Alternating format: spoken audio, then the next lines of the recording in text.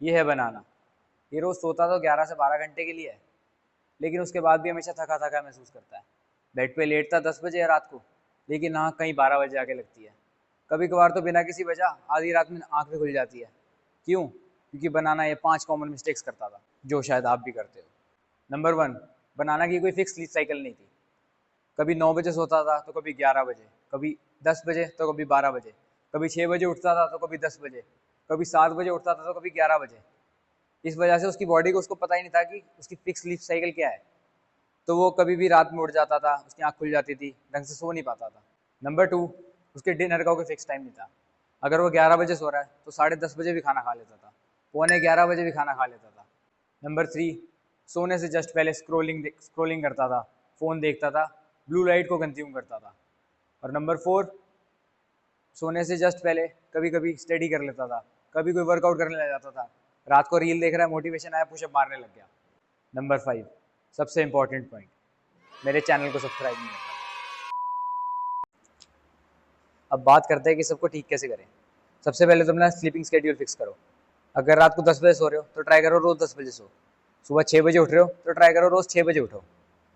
और बात करें डिनर की, तो कोशिश करो जितना जल्दी कर सको उतना जल्दी डिनर करो। सोने से एटलीस्ट 2-2.5 घंटे पहले तो डिनर खा लो। और अगर एज में बड़े हो, एडल्ट हो, और इंडियंस की भाषा में कहे तो सो कॉल्ड हेल्दी हो, तो डिनर स्किप करके भी ट्राई कर सकते हो। अब स्क्रीन और ब्लू लाइट की बात करें, तो अपने फ़ोन या लैपटॉप में स्लीप टाइमर ऑन कर सकते हो, स्लीप मोड ऑन कर सकते हो। और अगर रात को अर्जेंट है, फ़ोन देखना ही देखना है, कुछ इंपॉर्टेंट काम है, तो ट्राई करो ब्लू लाइट फ़िल्टर का यूज़ कर लो। अब कुछ लोग टाइम से बेड पे लेट तो जाते हैं, लेकिन वो टाइम से सो नहीं पाते। ऐसा होता इसलिए है क्योंकि या तो वो सोने से जस्ट पहले कुछ ऐसा काम करते हैं जिसमें उनका ब्रेन हेवीली इन्वॉल्व होता है, जैसे वर्कआउट करना या पढ़ाई करना।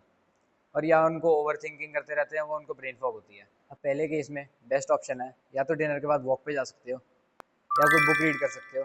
Remember, studying and reading are different. या सोने से पहले मेडिटेशन कर सकते हो। और दूसरे केस में, अगर तुम्हें रेगुलर ब्रेन फॉग रहती है, तो चांसेस हैं कि तुम विटामिन डी में डेफिशिएंट हो।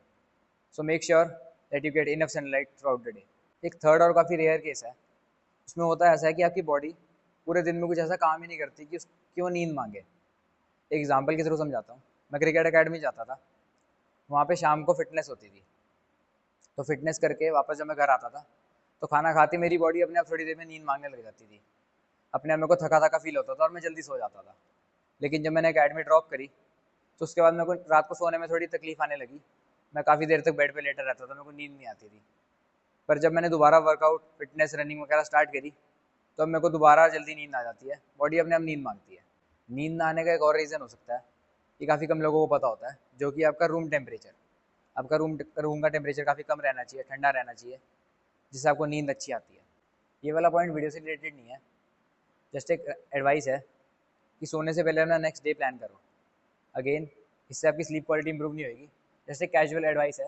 अब इन सब पॉइंट्स को फॉलो करके आपकी स्लीप क्वालिटी तो इंप्रूव होगी, लेकिन अगर आपको एकदम टॉप टीयर स्लीप क्वालिटी चाहिए, तो अपनी डाइट में मैग्नीशियम ऐड करो। अगर डाइट से नहीं मिलता है, तो मैग्नीशियम और मेलाटोनिन को सप्लीमेंट भी कर सकते हो। आज के लिए बस इतना ही था। जस्ट रिमेंबर, कभी स्लीप को सेक्रीफाइस मत करना। Sleep is literally the best form of meditation.